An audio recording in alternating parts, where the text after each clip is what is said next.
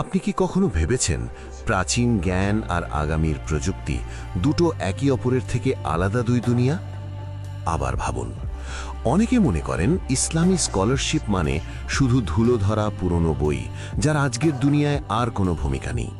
কিন্তু যদি আমি বলি এই ইসলামী জ্ঞানই আজ আমাদের ডিজিটাল ভবিষ্যৎ গঠনে সামনের সারিতে কাজ করছে। ইতিহাসে ফিরে তাকালে দেখা যায় ইসলামের স্বর্ণযুগে স্কলাররা ছিলেন উদ্ভাবনের আলোস্তম্ভ। গণিত, জ্যোতির্বিজ্ঞান, চিকিৎসা, দর্শন সবখানেই ছিল তাদের অগ্রগামী ভূমিকা। আর সেই গতিশীল আত্মা আজও বেঁচে আছে। আজকের স্কলাররা মুখোমুখি হচ্ছেন প্রযুক্তির সবচেয়ে বড় প্রশ্নগুলোর সঙ্গে।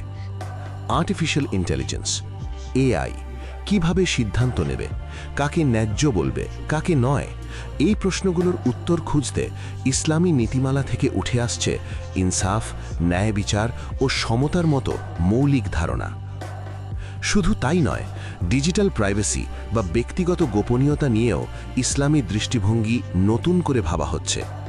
যে নীতিগুলো আজ আমাদের মাথা ব্যথা, তার অনেকগুলোই শত শত বছর আগেই ইসলামী চিন্তায় আলোচিত হয়েছিল।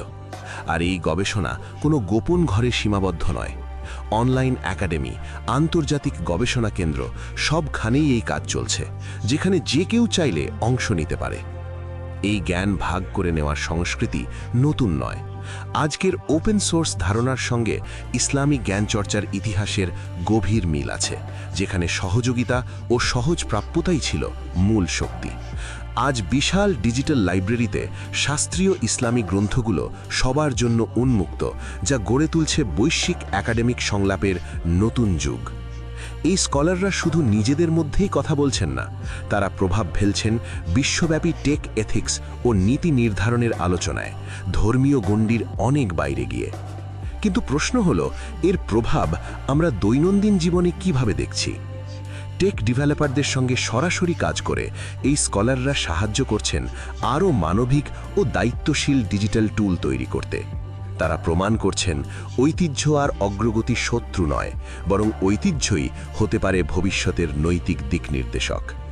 এই কাজ আমাদের মনে করিয়ে দেয়, ভালো ভবিষ্যৎ গড়তে হলে সব রকম কণ্ঠস্বরকে টেবিলে জায়গা দিতে হবে। ভবিষ্যৎ শুধু আসছে না, এটা এখনই তৈরি হচ্ছে।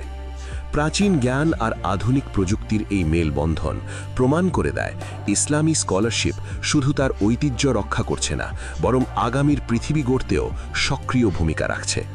তাই আপনাকেও আহ্বান, এই নতুন দিগন্তগুলো অন্বেষণ করুন, আলোচনায় যুক্ত হন এবং নিজের চোখে দেখুন কিভাবে অতীত আমাদের ভবিষ্যতের পথ আলোকিত করছে। ভিডিওটি ভালো লাগলে সাবস্ক্রাইব করতে ভুলবেন না, এমন আরও কন্টেন্টের জন্য যেখানে দুই দুনিয়া একসঙ্গে এসে মিলিত হয়।